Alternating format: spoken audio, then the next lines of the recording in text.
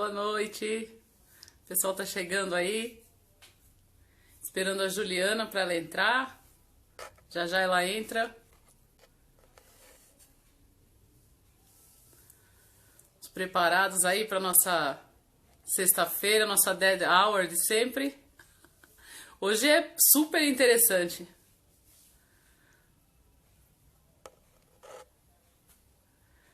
Falar bastante sobre dança macabra, sobre vestuário. Olá, pessoal, e aí? Aguardando mais um pouquinho. Boa noite, Gi. Tudo bem?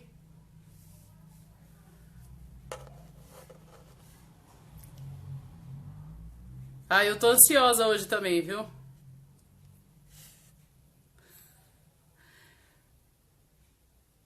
Ah, obrigada, Will. Obrigada. Vamos lá, a Ju falou que já estava a postos. Já já acho que ela entra aqui. Eu tenho muitas dúvidas hoje, muita curiosidade, principalmente na live de hoje. Os livros dela são sensacionais, né? Dá pra ficar muitas horas falando sobre esse assunto, né? O objeto de estudos dela, né? Acho que muita gente aí conhece.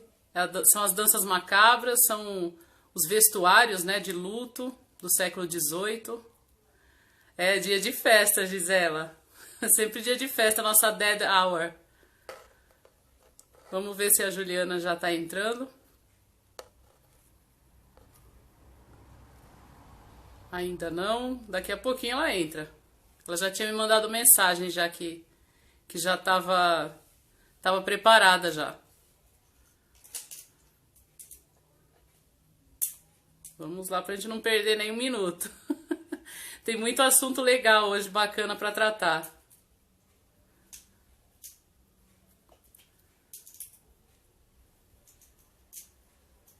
Vamos ver se ela logo vem aqui.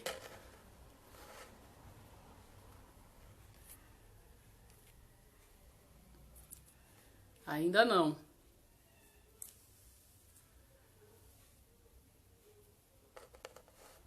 Vamos lá ver se ela vem.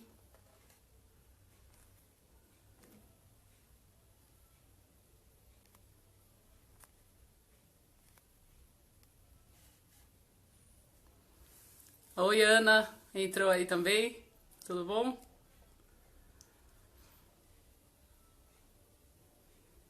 Já chamei ela aqui, né? A primeira vez que ela vai fazer pelo Instagram.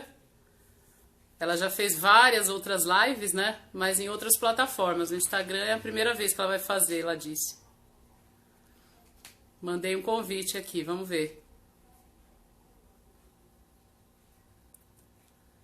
Aê, tá entrando. Aê!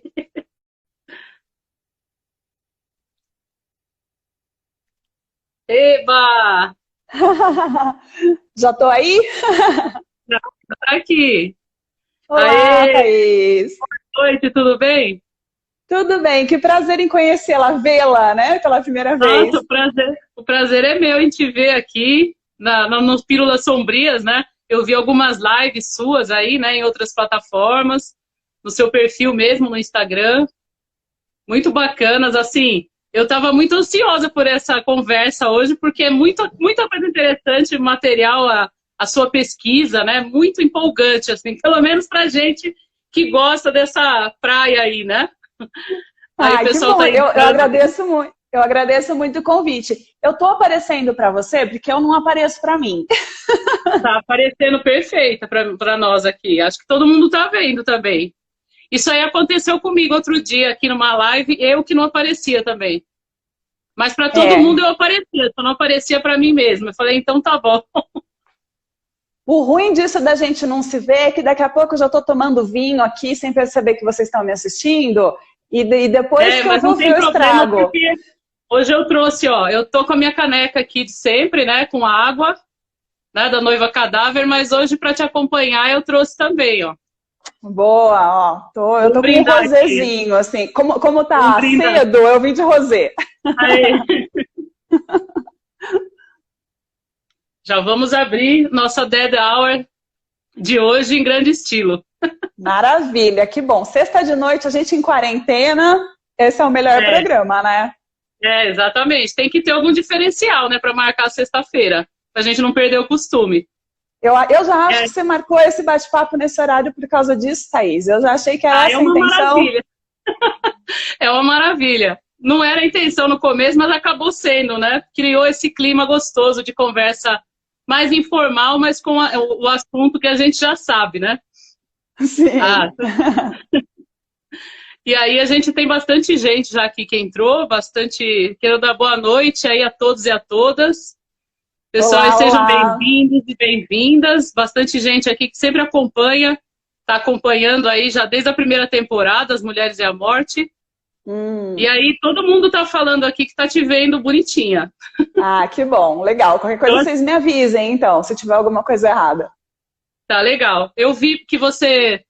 Vários assuntos, né? Eu falei, acho que eu não sei nem por onde começar aqui. Eu vou deixar, então, você se apresentar, né? Muita coisa interessante sobre a dança macabra, né? Que tem bastante gente aqui que conhece, mas tem muita gente que também não conhece. Só conhece o nome ou sabe da música, né? Mas não sabe a dança macabra o que é, né? Tá, ok. E eu acho que o celular aqui tá mostrando uma outra... Acho que inverteu a câmera. Opa, então peraí, voltei? Agora voltou. Agora é você de novo. Então tá bom. Aí, eu não apareceram sei se vários livros. Será que se eu fechar a minha janela, daí eu fico só te vendo, eu saio? Eu não faço a menor ideia, gente. É a minha primeira live no Instagram. Desculpem, desculpem ser a boomer aqui. Se fechar a janela, você sai. Então pronto, então vou ficar aqui mesmo bem quietinha. Aí qualquer coisa eu te aviso, igual se virar a câmera de novo. Tá bom, tá bom. Tá bom?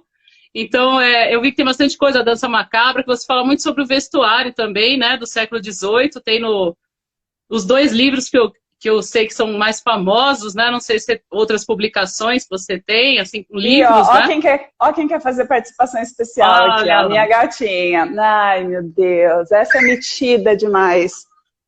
Isso faz parte, desculpem, é legal. Desculpem. Faz parte. Tô aí certinho? Certinho. E aí tem o Mortes Vitorianas, né? Que ele é bem famoso. E tem... Ah, que bom. E tem o Imaginário Macabro, né? Também, isso. Que eu fiquei muito interessada, que esse eu não conhecia. Isso. E aí, vou deixar você se apresentar, e aí você já começa por onde você quiser, né? Esses dois assuntos eu acho que é bem legal da gente falar, aí do vestuário e da dança macabra. Tá bom. Então vamos fazer assim, Thaís. A gente não combinou muito como que ia ser a conversa, então para juntar as duas perguntas, eu vou me apresentar, mas já vou falando mais ou menos onde essas pesquisas entraram na minha vida, tá bom? Sim, mas aqui nós estamos numa mesa de bar aqui, tá? Ah, que não dá ideia. Então tá, então Você se apresenta e começa a falar por onde você quiser. Beleza, combinado. Então, eu sou a Juliana Schmidt, eu sou historiadora de formação, eu sou de Londrina, no Paraná, então eu fiz faculdade de História lá na UEL. E desde essa época eu já tinha um interesse pelos temas da morte, mas quando eu fiz, né, a graduação, isso era assim, final da década de 90. Então, ai meu Deus, vai parecer que eu sou assim tão anciã falando isso, mas apesar de saber que eu tinha um interesse por esse assunto, não era muito claro ainda um campo de estudos que fosse de estudos sobre a morte, principalmente ligado a humanidades. Eu acho que isso começou a ficar mais claro nos últimos anos, para quem é da área acadêmica, para quem se interessa por esse tipo de tema como pesquisa científica, não era tão evidente que esse era um caminho. Então eu acho que eu sempre tive um interesse, que eu acho que é um interesse que também começou como muita gente deve começar também, que é assim, através de uma certa literatura, de um certo tipo de manifestação artística, que já vai atraindo o nosso olho para essas outras discussões, né? E daí, lá na graduação, então, eu sei que eu já comecei a desenvolver um certo gosto pelo assunto, ainda que não ficasse muito claro que era isso, efetivamente, que eu ia estudar depois. Lá em Londrina mesmo, eu fiz uma especialização em História da Arte, então a gente vai apurando, né, esses gostos, esses olhares. E daí eu me mudei para São Paulo e entrei num mestrado aqui, que é um curso que já não existe mais, mas que na época era um curso muito novo, que era um mestrado em moda, cultura e arte. E também era um tema que eu gostava e eu tentei juntar aí os meus interesses. E no mestrado, eu me interessei, né, eu ia fazer um estudo mais geral sobre a questão da história da moda, da história do vestuário, mas para minha pesquisa, para minha dissertação de mestrado, eu tentei puxar, então, o assunto da morte. E fui fazer ali um estudo sobre o luto. E mais especificamente como recorte, né, apesar do tema me interessar como um todo, mas para tentar fazer um recorte sobre o luto no século XIX, que é um período histórico que também já vinha o meu interesse desde a graduação. Naquele momento, era comecinho dos anos 2000, então, de novo, né, não era muito claro que, né, existia, e no Brasil especificamente nem existia em abundância, mas que já existiam estudos sobre a morte, já existia uma bibliografia sobre isso.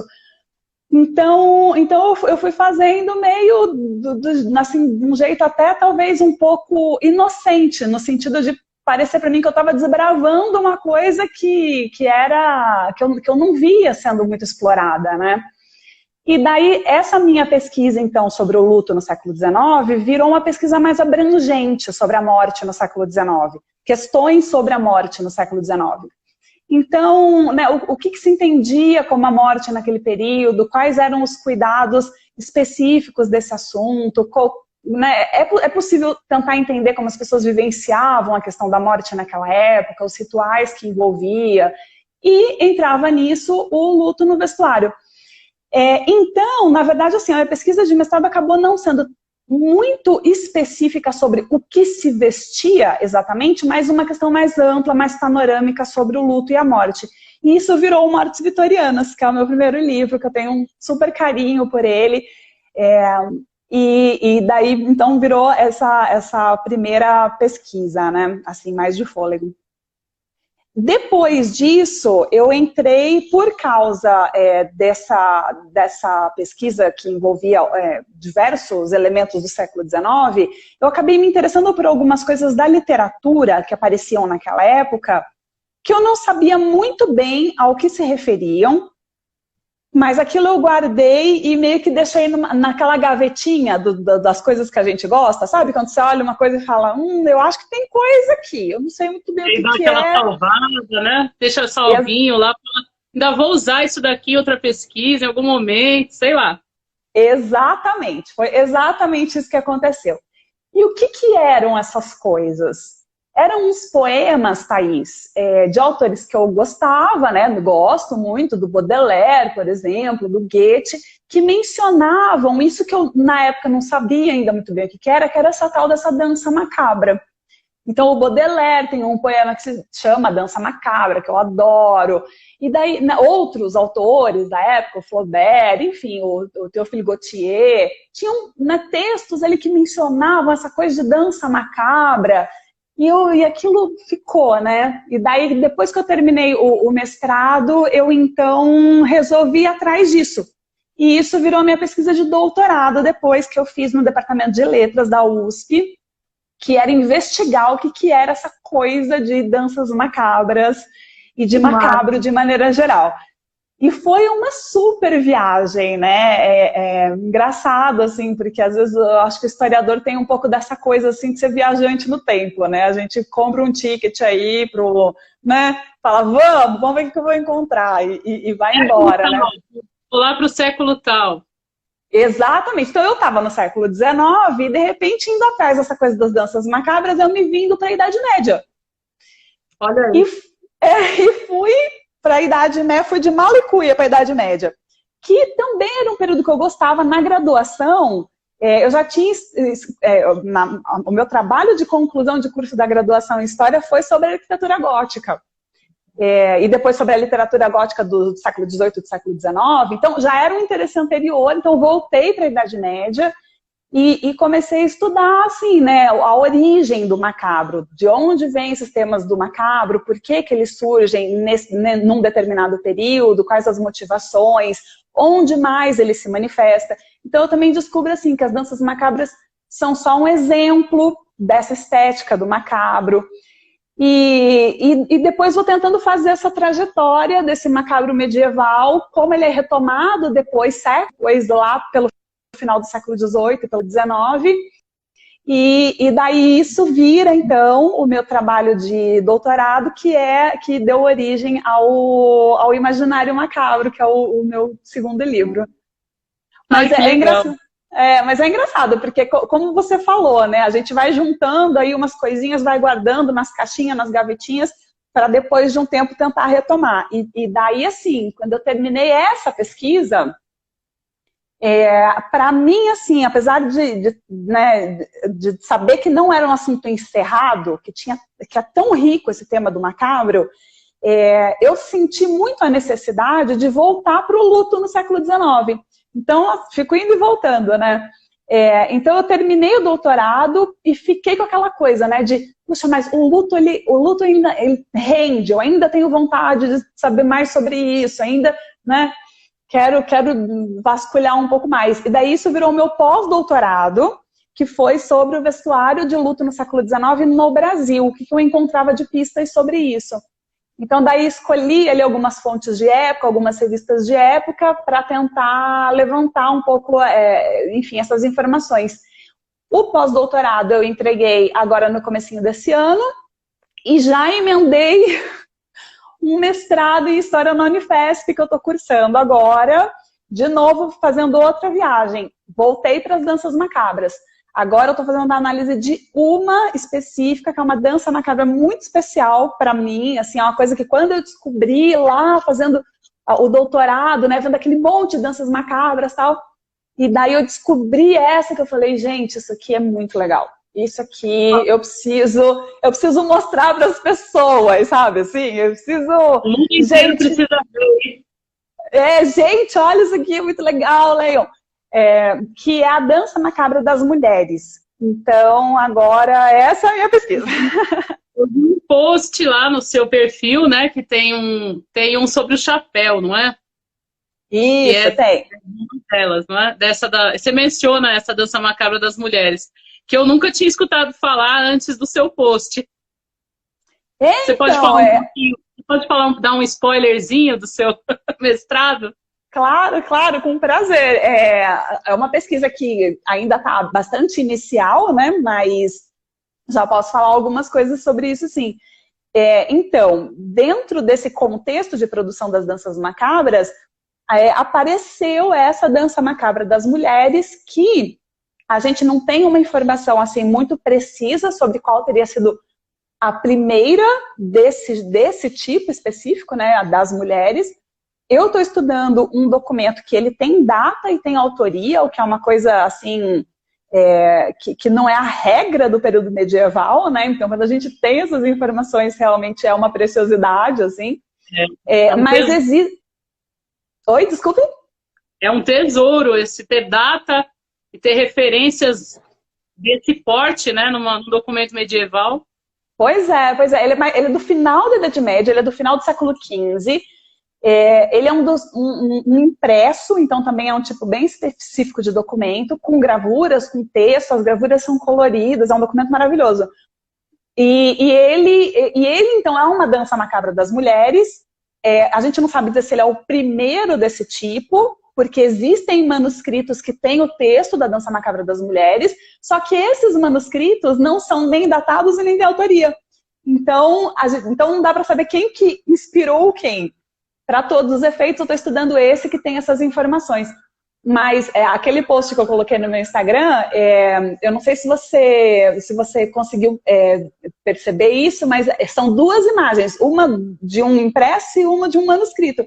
Então eu já tô assim, de olho em todos. Já quero mostrar tudo. Vamos parecendo outros, né? Quando a gente começa a pesquisar, você fala, agora até que enfim eu reduzi o meu objeto. Aí de repente começa a pipocar um monte de coisas, não é? uma mais interessante do Sim, que as outras. Aí a gente fica sim. tentando fazer paralelos, criar comparativos para tentar Sim, aproveitar aquilo tudo. não, E você total. podia Quanto falar mais um a gente pouquinho, vasculha, mais coisa aparece, né? para quem tem gente que nunca ouviu falar da dança macabra. Você pode falar um pouquinho sobre a definir a dança macabra para gente, por favor? Tá, Bem vamos, rapidinho, só para gente, para quem não tá bom. conhece, conhecer. Vou tentar não ser muito palestrinha. Senão a gente imagina, a maioria imagina que é uma dança mesmo, não é só. Sim, exatamente. E sempre que eu tenho que definir as danças macabras, eu sempre penso assim que eu vou frustrar as pessoas, que vai ser uma decepção elas descobrirem que não era uma dança de verdade, né? Enfim, eles falam, dança macabra, a pessoa já imagina um cemitério, todo mundo vestido de esqueleto, uma coisa quase Dia de los Aquela Muertos do rave do México. cemitério, né? Sim, super animado. Nós falamos, nossa, dança macabra, gente, me chama que eu quero ir, né? Mas, Vamos fazer uma rave com o nome de dança macabra, fazer um bailão com o nome de dança macabra. mas aí, menina, já fica essa ideia aí, hein, para a próxima temporada do Pílulas Sombrias. Depois da pandemia. Então, a gente já começa a fazer uns eventos assim, ó, da próxima vez. Bom, então assim, né, só para falar bem rapidamente, assim, dessa questão mais conceitual, a dança macabra seria uma obra, então, que não necessariamente, então, ela surgiu como uma coreografia, como uma dança, né, ou como um evento. É bastante possível que tenha existido esse formato de dança, de coisa meio ritualística, mas, assim, os pesquisadores, eles não conseguem muito entrar num consenso se uma forma dançada das danças macabras teria influenciado a iconografia ou o contrário. Então, assim, né, para todos os efeitos, a gente prefere não arriscar e falar, bom, não se tem registro oficial de uma dança mesmo. O que se tem registro oficial das danças macabras? Que elas aparecem como pintura a fresco, pintura mural, em espaços que até hoje, assim, o que a gente entende como, né, geralmente sendo suporte para essas danças, parede de cemitério ou muro de igreja, ou, enfim, outros prédios religiosos, ou então a forma manuscrita, que seria um poema no qual as estrofes, elas representam uma espécie de diálogo que existe entre os personagens da dança. E o que a dança mostra? Na sua forma iconográfica, por exemplo, uma fileira ou um desfile, se a gente quiser imaginar que esses personagens estão dançando. Então, uma fileira de personagens que tem personagens que estão vivos e personagens que estão mortos. Os mortos, então, são cadáveres. E uma das características das danças macabras é justamente mostrar os cadáveres em estado de decomposição, que seria uma espécie de novidade. Aparecem vários estados, né? Várias fases da putrefação, né? Até o esqueleto. Isso, exatamente. O que também não era muito comum na Idade Média, até esse período, porque evitava-se mostrar, né, esse processo de putrefação do corpo. Não era isso que a iconografia enfatizava. E a dança macabra foi justamente o contrário, ela quer mostrar isso, né? E então tem esses cadáveres que puxam os vivos para dançar com eles. E os vivos representam todo tipo de gente da sociedade. Na verdade, um dos ensinamentos que a dança macabra traz é que, bom, todo mundo morre. E a morte pode aparecer para qualquer um a qualquer momento. Então, tem um pouco essa pedagogia, digamos assim, da dança macabra, de ensinar que você pode ser a pessoa mais poderosa do mundo, o Papa, no caso, né, se a gente pensar numa cristandade medieval, o imperador, e você pode ser o ser mais humilde, mais inocente, mais puro que uma criança recém-nascida, não importa, passando por todos os outros estágios possíveis que tem aí no meio, não importa, a morte vai chegar para você. Então, na verdade, assim, poucas palavras seria mais ou menos isso. Na sua forma imagética, a dança macabra, então, mostra todos esses personagens. E na sua forma textual, o poema representa o diálogo que tem, então, entre esse morto e o vivo que ele está carregando. E tem o sétimo selo, não é? Que termina com uma cena de dança macabra, não é? Então, O Sétimo Selo, ele é um dos meus filmes preferidos. Eu acho um filme maravilhoso. Eu já gostava muito dele antes de ter contato com as Danças Macabras, mas é muito interessante, porque o filme inteirinho fala, né, de danças macabras. Se eu não me engano, na verdade, o filme ele vai falar de dança da morte, que são expressões que representam as mesmas coisas, na verdade, né? Então, dança da morte, dança macabra, dança dos mortos, a gente está falando das mesmas obras. Elas têm pequenas diferenças, mas a rigor são as mesmas obras. E tá o tempo todo falando disso, né? Então, o cavaleiro entra na igreja, encontra o pintor, pintando, aí o pintor explica, né, que ele está pintando a dança da morte, aí mostra, o filme inteiro fala disso.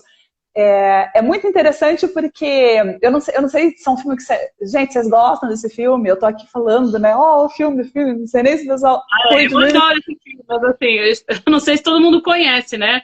Eu acho que sim, é um filme, eu esqueci o ano que ele é, né? Eu acho que ele é da década de 50, se eu não me engano, de 1951, talvez. Se alguém puder dar um Google aí e jogar no chat, né? Eu já tô pedindo favores. É um clássico aí do Sétimo Selo. Quem não é um clássico. Sim, que quem se interessa pelos temas da morte, eu acho que é uma obra essencial, né? Além de ser um programão, assim, gente, já emenda aí a live, já procura aí, com certeza tem no YouTube, já senta aí no sofá para assistir, mas daí tem isso, né? Então, eu acho muito legal, porque assim, não vou dar spoiler, então, olha lá, tem gente que eu amo também. Tem gente que conhece, olha lá. Excelente filme, também acho, concordo. Mas não vou dar spoiler para quem não viu, então, mas o filme todo brinca com essa ideia do 1957, valeu. Obrigada, Gisela.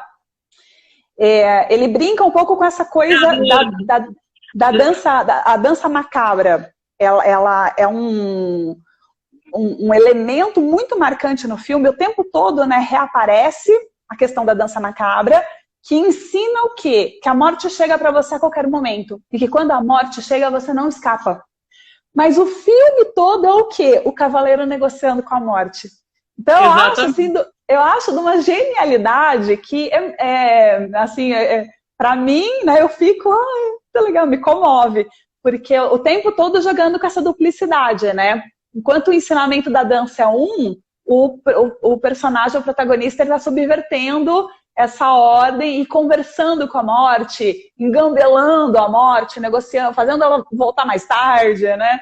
Até que no final a gente tem a cena, então, da dança mesmo, que é muito legal também de ver, né? Quando a gente conhece um pouquinho esse tema das danças macabras, a gente já identifica ali. É sensacional. Até essa questão de engambelar a morte e tal, tem muito até no folclore brasileiro, né? Tem em outros folclores também.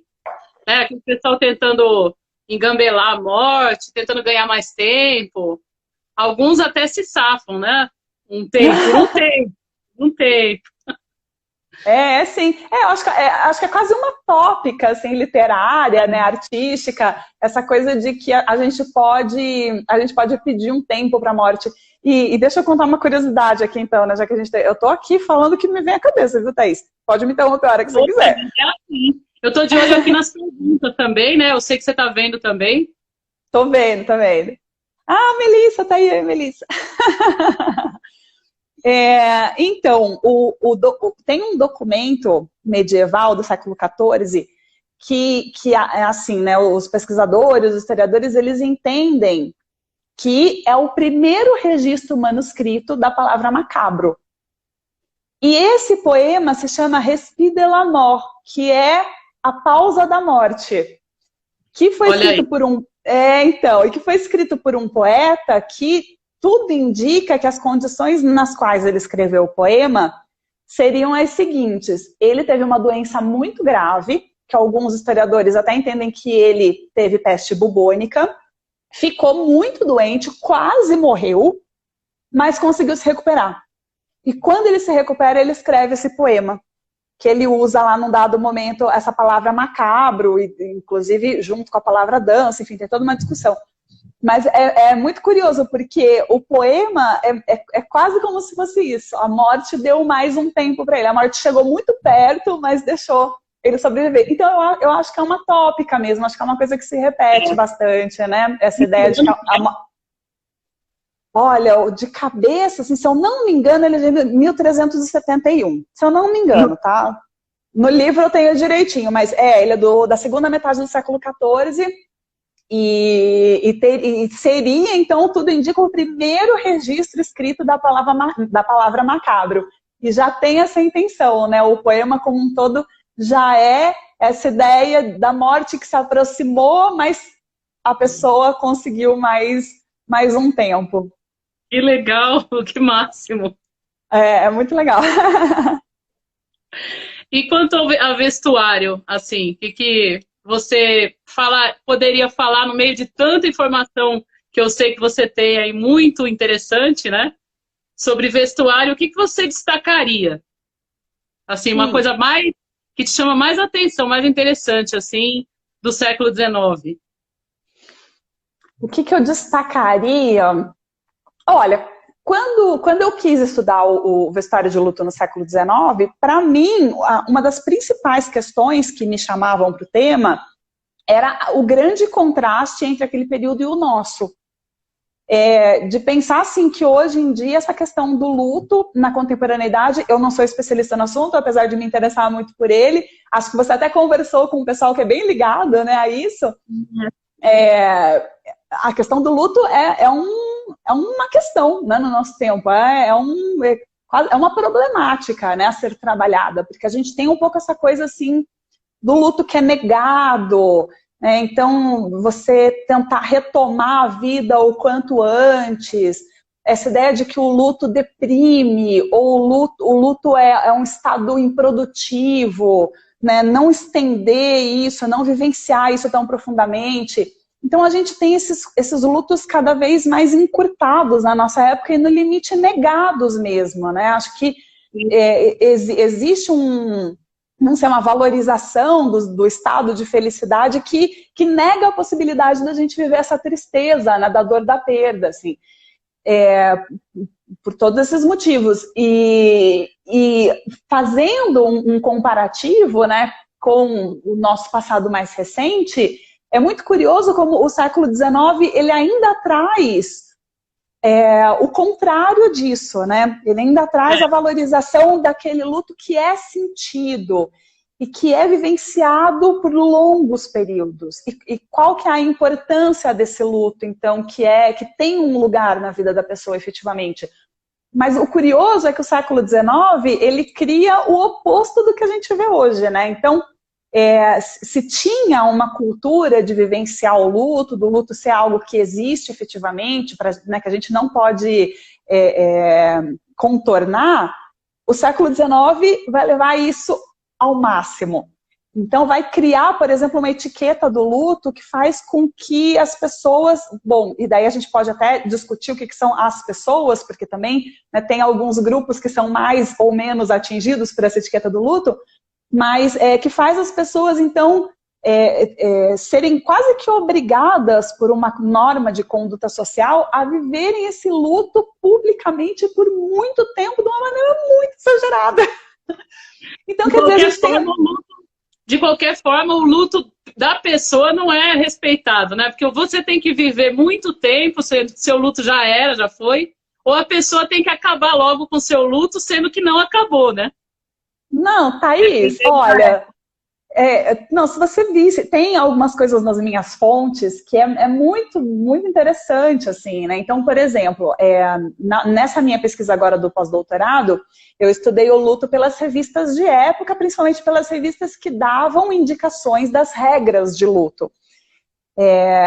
E que circularam, principalmente no Rio de Janeiro, enfim, por algum período mais expressivo na segunda metade do século XIX. E ao mesmo tempo que essas revistas ensinam as pessoas a levarem esses lutos ao limite, a tempos muito longos e de maneira muito rigorosa, essas revistas, elas também dão bronca nas pessoas que tentam burlar esse luto. Então, não, é muito engraçado, tipo, assim, de chamar atenção, dar aquela puxada de orelha mesmo. Vocês, leitoras que escrevem para a nossa redação, pedindo para que a nossa colunista de moda diminua os tempos do luto, não é a ela que cabe essa tarefa. Ela não tem nada a ver com isso. É muito engraçado, é muito engraçado. Então, faz todo sentido isso que você falou. É muito interessante, porque de qualquer maneira, ou a gente não vivencia, ou a gente é quase que obrigado, né, por uma questão de etiqueta social, a exagerar esse luto ao máximo possível, né? São os dois polos, né? A Ana Costa está falando aqui que as palavras proibidas para o luto, né? Ainda e já. Né? Essa é uma máxima que eu já ouvi também, outras pessoas que lidam com o luto, né? O tema do luto falando também, como a Ana, né? Ela trabalha com isso. E aí é porque as pessoas têm essa mania, né? Ela está falando, porque as pessoas têm essa mania de achar que se passou pouco tempo ou tempo demais, né? Elas julgam, né? Julgam o tempo todo. Acham que sabem que o luto tem que durar tanto. Mas é o dela, né? Não da outra pessoa. É bem curioso mesmo quando a gente vai nessas fontes históricas, porque tem muito isso. Os textos, eles falam isso. Você tem que expressar o luto conforme o pesar que você sente. O luto, você tem que, né, manifestar a dor da perda, mas ao mesmo tempo ensinam as pessoas que a dor da perda de uma viúva é de tanto tempo, a dor da perda de alguém, né, porque perdeu o pai. Né? Quase uma tabelinha. Sim. Amigo, sim, tanto tempo de luto. Mulher, amigo, tanto tempo. Sim, e tinha mesmo, não é força de expressão, isso que você falou, não, tinha umas tabelas mesmo, inclusive Caramba. Assim, né? São coisas que, como a minha pesquisa ela ainda é bastante recente, né? Então, são coisas que eu ainda estou preparando para publicar em revistas acadêmicas. Então, eu tento, né, apesar de que eu falo pra caramba no meu Instagram também, mas eu tento não divulgar tanto isso, porque é um material que eu já estou mandando, né, para ser avaliado, então para não ter problema em relação a isso. Mas tem revista que tem tabela dos tempos do luto. E aqui a Isis Gabriele está falando aqui, né? Sempre fico com a sensação que os rituais de sepultamento atuais são permeados por uma pressa em se livrar do cadáver, ao mesmo tempo que parece haver um apego ao corpo. Tem essa dicotomia, né? Que, de fato, assim, você quer logo apagar, se livrar de tudo que lembra que é morte, né? A gente falou bastante dos cemitérios, dos parques, né? Que você apaga a presença da morte, você finge que está só num parque, tudo a referência você tira, né? Sim. Que não, a meu ver, assim, não é o certo, né? A meu ver, eu tô dando a minha opinião agora. Pois é, e você vê, né, esse tempo louco que a gente está vivendo agora, que também é tão impressionante, né, pensar que a gente está sendo testemunha de tudo isso. Que não dá para apagar, assim, né? Pois é, então, as mudanças que esse tempo também trouxe, a gente não sabe, esperamos que sejam mudanças temporárias, mas, de qualquer maneira, são coisas que também a gente está tendo que lidar nesse momento da pandemia, né? Nesse momento meio excepcional que a gente vive. Então, agora, a pressa dos rituais funerários, ela é instituída, né? É necessário que haja essa pressa, é obrigatório que haja essa pressa. Como que as pessoas, enfim, que desdobramentos isso vai ter na vida das pessoas? A gente lida com uma morte assim, né? Pois é, o que sobra disso, né? Você se despedir de um parente dessa maneira, às vezes num velório, sem poder abraçar as pessoas, ou sem poder chamar os familiares. Impressionante, né? É impressionante pensar nisso, que de repente, assim, as coisas viraram de cabeça para baixo. Eu vi que você tem alguns posts lá também, que você fala falando sobre a pandemia, né? Você fez algumas lives falando sobre e comparando, né, com as outras pandemias que a gente já passou aí, historicamente. A gente não passou, né? Mas a humanidade passou, né? Eu espero não passar nunca mais. Nessa minha época, não. Mas eu sei que a humanidade vai passar mais vezes. Pois é, a gente acha que a gente não está mais sujeito a essas coisas, né? Mas é engraçado, porque essa coisa das danças macabras, eu já estudo há algum tempo, do macabro em geral, né? Eu já estudo há algum tempo. Tem uma grande discussão, assim, sobre o quanto o macabro está relacionado com os eventos da peste negra no final da Idade Média. Então, tem historiador, assim, que nem titubeia, que fala que é uma relação direta, tem outros que divagam muito e questionam muito essa relação. Bom, mas, de qualquer maneira, são eventos que estão muito próximos e que têm muitas afinidades. Mas é engraçado, Thaís, porque acho que isso é uma constante na vida de qualquer pessoa que estuda qualquer assunto relacionado à temática da morte, que é o quê? Todo mundo acha a coisa mais esquisita do mundo. Mas por que você estuda isso? Mas é tão estranho. Mas olha, os cadáveres em decomposição dançando. Mas, menina, tudo isso aí é muito esquisito. Mas como que você foi gostar dessas coisas?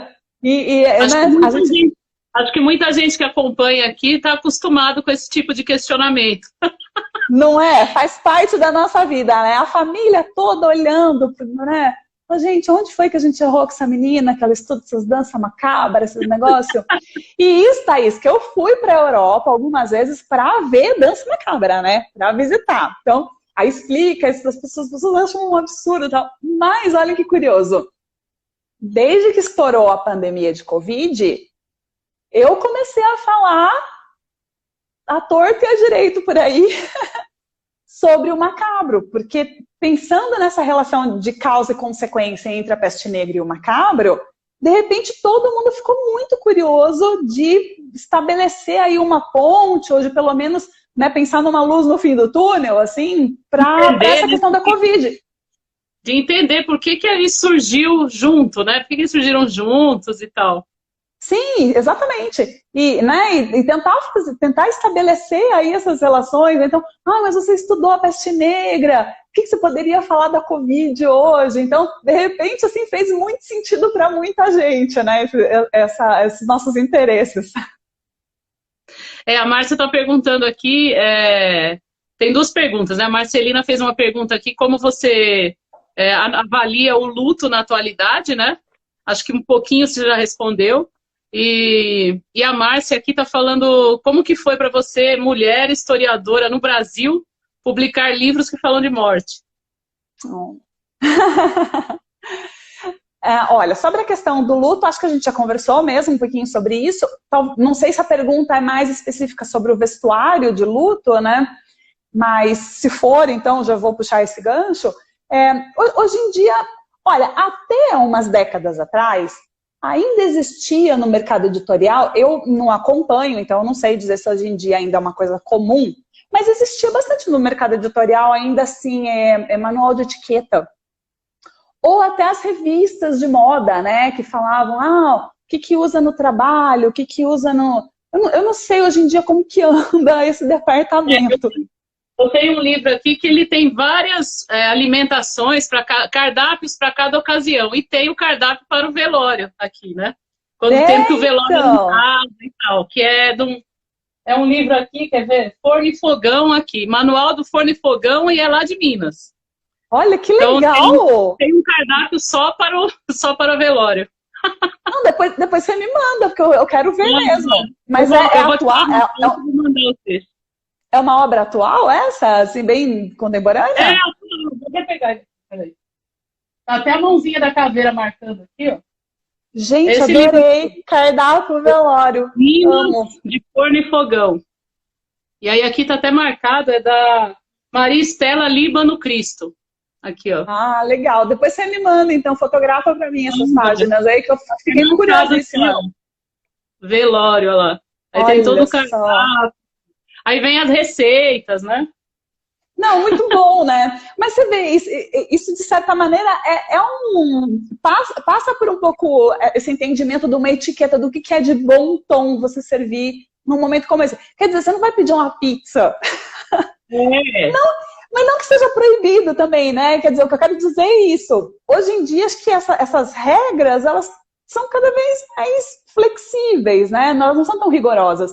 E eu acho que o mesmo vale pro vestuário daí, né? Então, quer dizer, é meio que é senso comum a gente entender que para esses rituais funerários mais próximos da morte, você vai com uma roupa discreta, provavelmente na cor preta, mas isso também está longe de ser uma norma hoje em dia, né? Uns anos atrás, acho que uns 2 anos atrás, até viralizou o post de uma garota, se eu não me engano, no Instagram. Uma menina que eu confesso que eu não a conheço, não sei se é influencer ou alguma coisa assim, eu acredito que não, mas o post viralizou porque ela estava com uma roupinha toda bonitinha, assim, quase que de balada. Não sei se você viu isso. Eu acho que eu cheguei a ver, sim. E ela tá com uma roupinha preta. E assim, fazendo uma pose, não sei muito bem como que era a pose, não me lembro. E a legenda da foto dizia que ela estava num velório. Também não me lembro muito bem do texto. Vou até procurar depois da nossa conversa isso. Mas era muito curioso, porque ela estava de roupa preta, mas assim, nada mais indicava que era esse o evento ao qual ela estava comparecendo, né? Então... o povo parece que combina mais com o que o morto era, né? Assim, o vestuário das pessoas que vão, né? E acho que tem muito isso também, as pessoas levam em consideração isso hoje também. Ele não ia querer que todo mundo se vestisse assim e tal. Então, eu acho assim, que hoje em dia, na questão do vestuário, é bem flexível, para bem e para mal, né? Porque quando você está passando por essa situação de perder alguém e ter que participar desses eventos, a gente até fica meio assim, ai meu Deus, será que se eu for de calça jeans é ruim, é bom, as pessoas vão perceber, vão falar, né? A gente fica meio sem parâmetro. Mas eu acho que também é bom que todo mundo se sinta à vontade para vestir de acordo com como está se sentindo, né? O que é bem diferente lá do século XIX. Talvez faça parte desse apagamento, né? Ou dessa pressa em acabar logo com o funeral, de acabar logo com o luto, né? Pode ser mesmo, pode ser parte desse processo, sem dúvida, sem dúvida.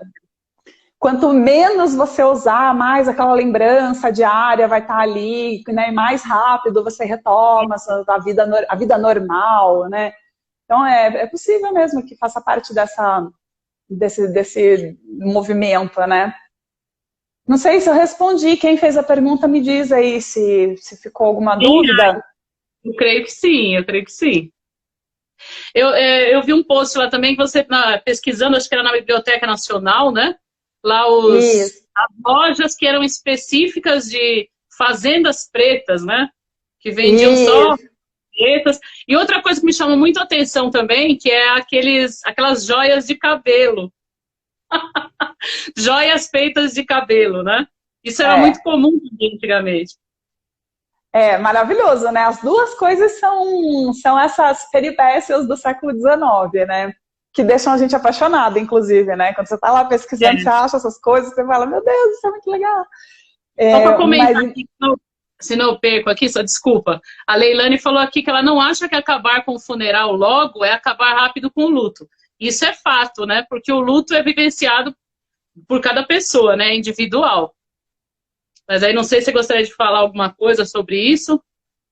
É uma ilusão esse negócio de querer acabar logo com o funeral e tudo mais, né? E logo se desfazer das coisas do falecido, da falecida.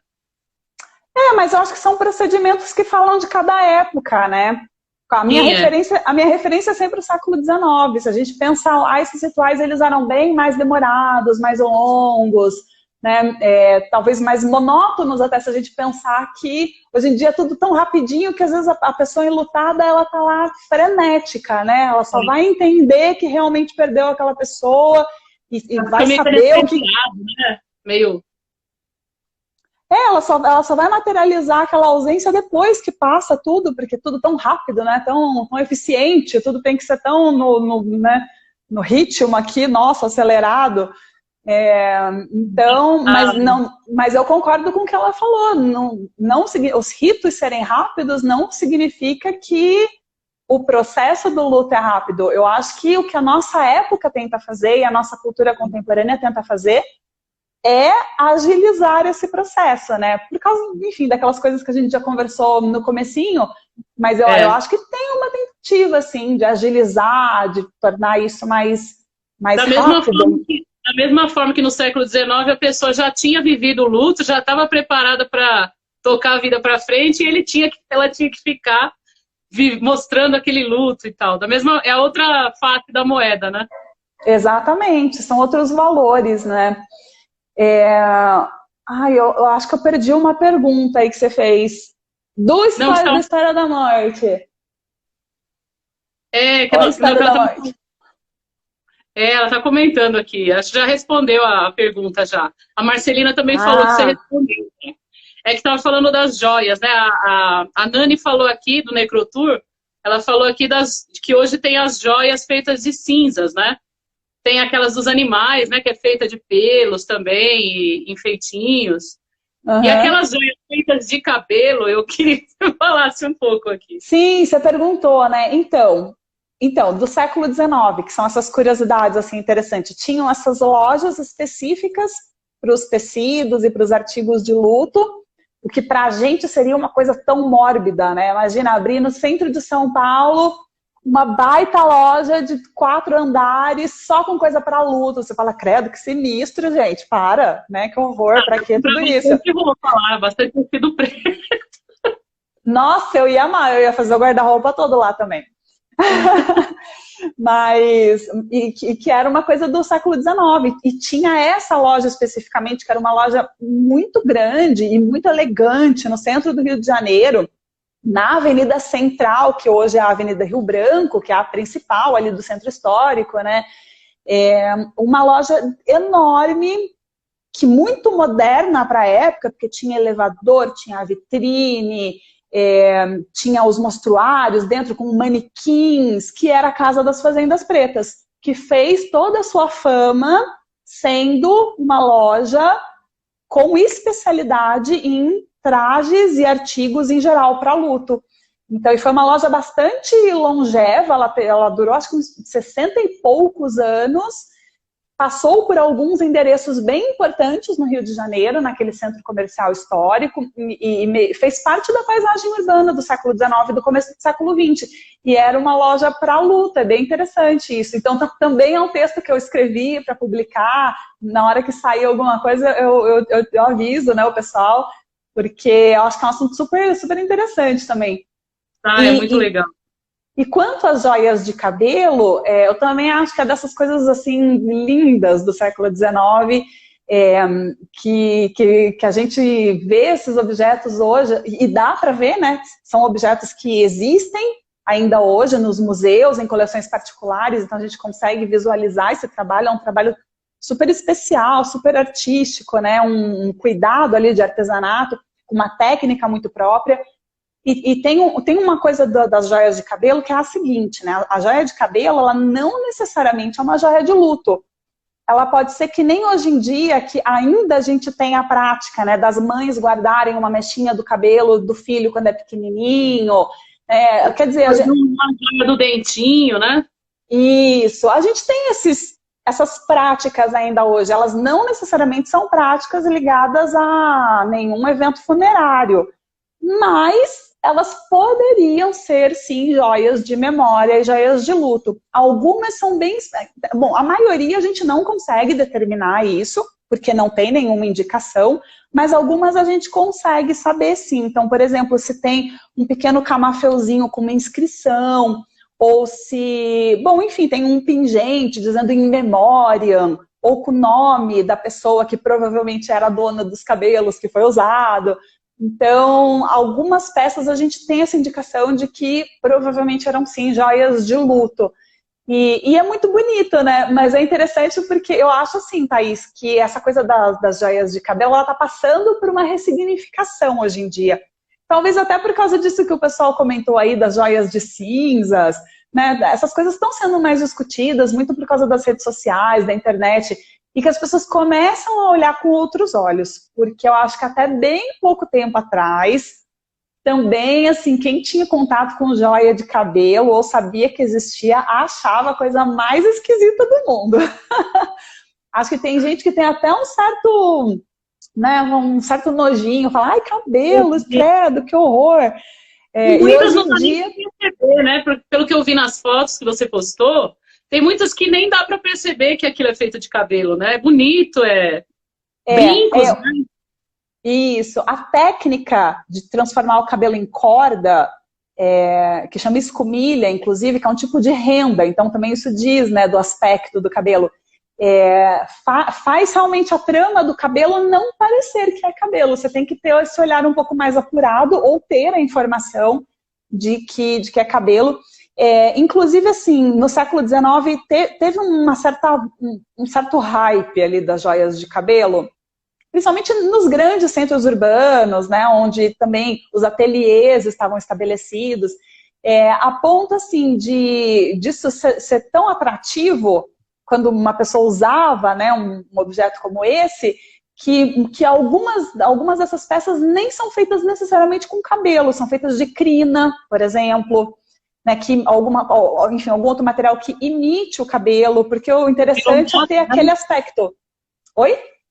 Virou moda, né? Aí acabam saindo os genéricos, né? Como tudo. Exatamente. E daí é legal porque, assim, alguns ateliês, quando faziam a propaganda dos seus serviços, eles tentavam garantir, assim, né, para a pessoa que enviava os cabelos com os quais ela queria que a peça fosse feita, então eles garantiam que o cabelo mandado era o cabelo que estaria na joia. Eu acho que tinha essa preocupação aí, vai misturar o cabelo que eu mandei com outro, não vai ser o da pessoa. Então tinha umas preocupações, assim. Acho que alguns ateliês até faziam na frente da pessoa, para a pessoa ter certeza de que era o cabelo. E algumas peças que eu vi aqui no Brasil, que não são de joias. Tem uma outra coisa que é bem comum que se fazia no século XIX com o cabelo, que são os quadrinhos de homenagem. Não sei se você já viu essas peças, provavelmente, porque elas são... Faz um desenho com o cabelo, né, na verdade, com a mecha. Isso. Olha, assim, dos que eu já vi, a maioria eram homenagens póstumas, eram de motivos fúnebres. Até porque pelo desenho que é feito. Então, muitas vezes são chorões, né? Enfim, plantas que fazem essa relação com a morte, ou lápide, ou efetivamente, assim, né, algum escrito, nome da pessoa, com a data de nascimento e de falecimento. Alguns não, alguns só aparece ali algum arabesco, algum motivo floral, são meramente decorativos, mas feitos com o cabelo. E você sabe que algumas peças que eu conheci, digamos assim, principalmente lá na Bahia, em Salvador, algumas peças têm, na parte de trás, a indicação de autoria que quem teria feito aqueles quadrinhos era a própria pessoa que era dona. Então, por exemplo, fiz com os cabelos de minha filha. Tem algumas indicações assim. Então, é possível da gente acreditar que essa técnica era até mesmo ensinada ou passada ou aprendida de alguma maneira por algumas mulheres que acabavam desenvolvendo para uso próprio, digamos assim, né?